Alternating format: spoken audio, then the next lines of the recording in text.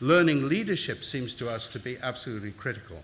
We're not referring to learning environments that come about somehow by magic. They need to be designed, they need to be framed, and learning leadership we see as that critical framing, visioning process, that design process, which is about the strategies that we have to shape that pedagogical core with our partners in terms of the vision and in terms of the strategies and the designs to make it happen. The learning that emerges from that, of course, it's learners who learn, and results in all sorts of diverse learning. And the question is, how well do we understand the learning that's going on? How well are we informed about that learning? And in our report, we saw all sorts of different ways in which the learning environments were keenly aware of the learning taking place, the logs, the research, the information systems, and using that knowledge to feed back into a cycle of learning leadership, design, and redesign. And that's why the title of that slide is Learning Leadership and the Formative Learning Environment. That is a formative process of learning about learning.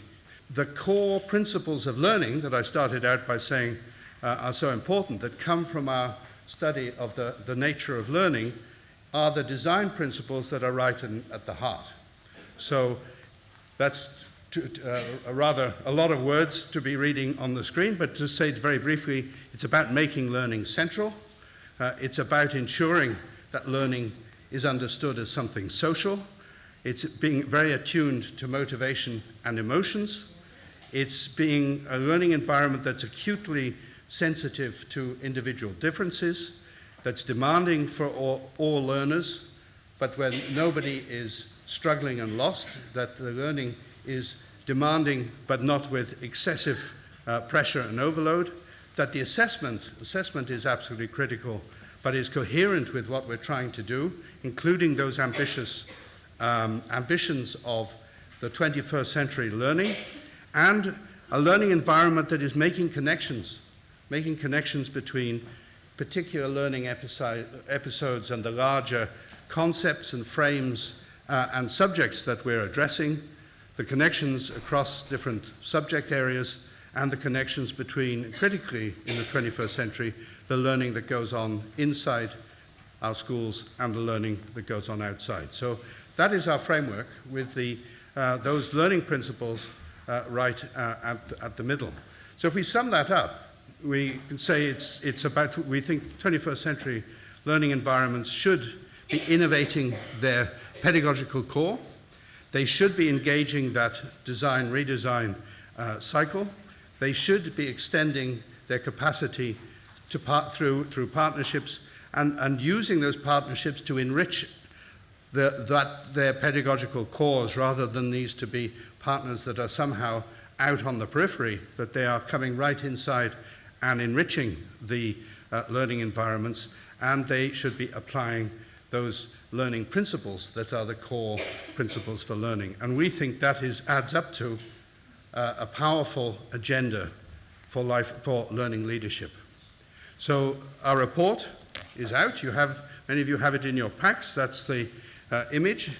It's in the series, the ILE series, so it follows the image, and you'll see that we have, I think, an impressive set of contributions. There's our own overview, which Louise Stoll and myself principally drafted, drawing on the other contributions in the report, which is very much organized around those questions, the 5 W's and the 1 H, as we're calling it, and the concluding orientations. We have a very interesting contributions from James Spillane, and he'll be addressing us soon this morning, which is very much about how do we put teaching and learning at the center of leadership practice. John Macbeth, who has a chapter very much focused on those principles of leadership for learning and addressing the question, I think a much neglected question, of if we are learning increasingly outside of formal schooling. What does this mean for leadership? What are the challenges and what are the practices of leadership that really address the fact that our learning organizations and environments are becoming more complex and are involving mixes and blends between the formal system and non-formal learning. Clive Dimmock and his colleagues from Singapore have proposed a very powerful model which involves backward mapping, starting with those 21st century knowledge and skills and working from those to leadership rather than the other way around, and illustrated with examples from Singapore. I strongly recommend that you read that chapter. The examples that we've got from different of the ILE systems are also very powerful, from Austria, Canada, British Columbia, New York City, Norway, South Australia, and Israel. And they flesh out and map out some very interesting different approaches to developing and promoting and using learning leadership. And I don't really need to go into the detail of the 6th chapter, which Catalan colleagues have produced. Again, a very rich chapter. We thought it was important to, or we thought it was very helpful to focus our thoughts around these questions, the why, the what, and so on. And the why of learning leadership, we think, is so important because leadership is about setting direction. It is about, as learning is the core business of education, that's a real, a very strong reason for our focus on learning leadership, and because innovation, design, and redesign are so important.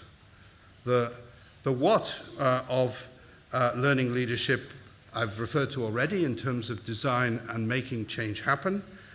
That leadership is distributed to include teachers, but to include other partners.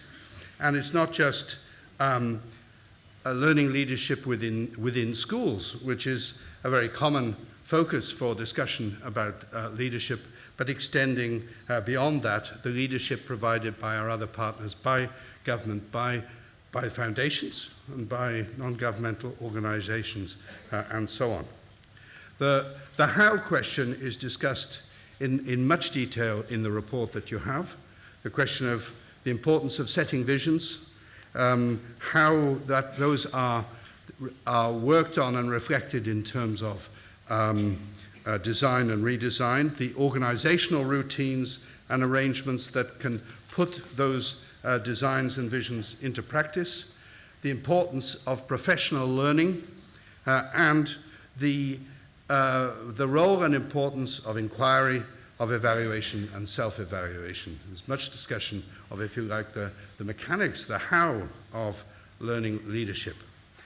It follows from the importance of distribution that the who of learning leadership extends beyond the principals in schools and the managers, but the discussion in the report also underlines that they are essential players in all this. Distribution does not mean diminution of the importance of school principals and senior managers within schools. They remain and are extremely important to the success of learning leadership, but that distribution extends leadership further towards teachers and educators, to other partners that I've mentioned, and to young people themselves through their own engagement and agency. The where of learning leadership, schools, yes, but critically all those other settings of learning. We recognize increasingly in our discussions that learning does take place in many places outside of the classroom, and yet our discussions of leadership are often still very much framed in terms of the internal world of the school. And as I say, we have made, I think, the beginnings really in our report of a reflection on some of the ways in which we need to take that seriously into account. And the when question, of course, in some senses, learning leadership is a constant. It should be happening all the time. But we also recognize, and it's discussed by several of the authors, that learning takes time. There is a time element to make change happen, no matter how urgent that change may need to be.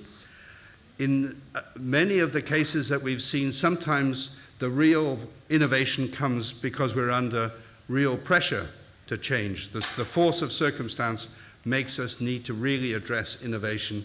But the argument of the report is that this should not be something exceptional, but something that is a constant and a mainstream activity of all our learning environments. So when is a constant, but nevertheless the time factor is an absolutely essential one.